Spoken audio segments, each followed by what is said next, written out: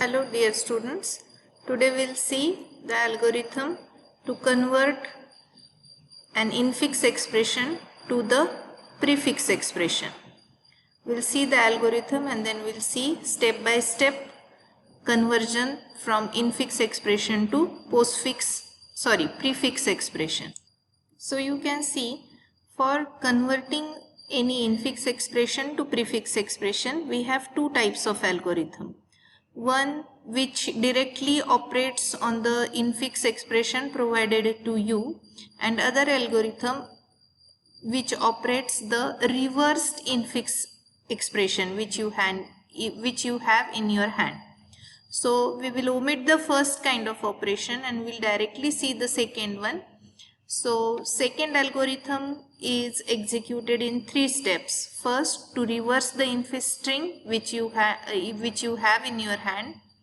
While reversing that string, you must be interchanging your opening bracket and the closing bracket. So all opening brackets will become closing and closing brackets will become opening, and hence you will get the reversed infixed expression in your hand.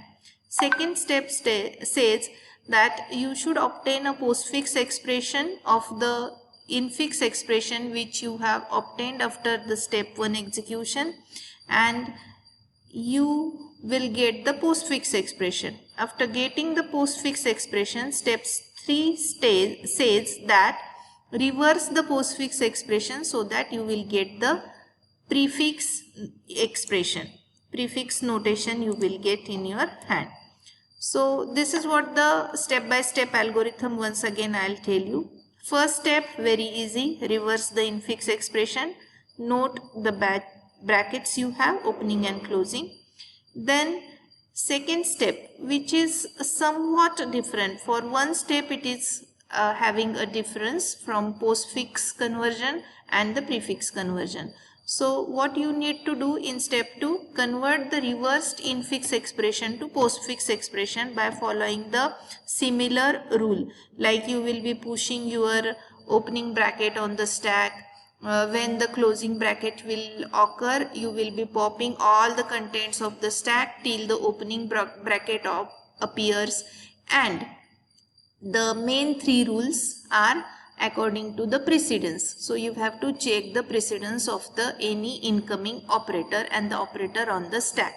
So first of all, the first condition, precedence of the operator which is on stack top, if it is greater than the precedence of incoming operator from the infix expression, then you need to pop the stack top and then push incoming infix operator on the stack.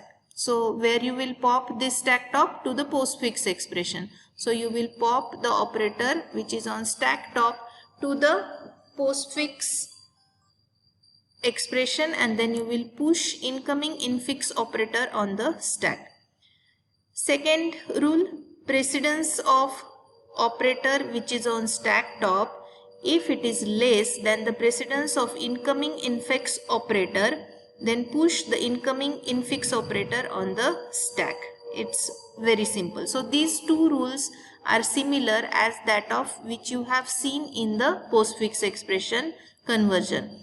Third rule is somewhat different. Okay, so what the third rule says, if precedence of the stack top operator, that means the operator which is already on the stack, precedence of operator present on stack top, if equal to the precedence of the incoming infix operator, then you need to push the incoming operator simply on the stack. Do not run the pop activity, just push the incoming infix operator on the stack. And hence now you will get the postfix expression after executing all these conditions, and again you need to reverse this postfix expression so that you will get your final prefix expression. So this is the simple algorithm which you will be using to get the prefix expression. Okay, now we'll see one example. So this is what your infix expression in hand.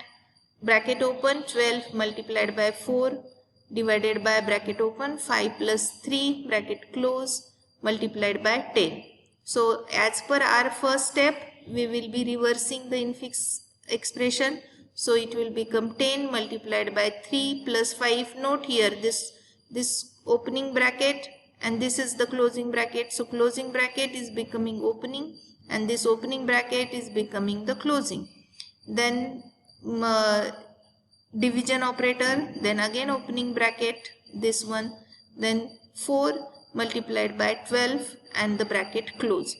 Now how will you convert this infix expression to the postfix expression? So the simple rules you will apply. First of all, you will consider that character by character you will be scanning the reversed infix expression. So 10 is coming, it will directly go to the postfix expression. Then as it is a operand, then operator multiplication sign is coming, it will go on the stack. Then opening bracket is coming, it will again go on the stack.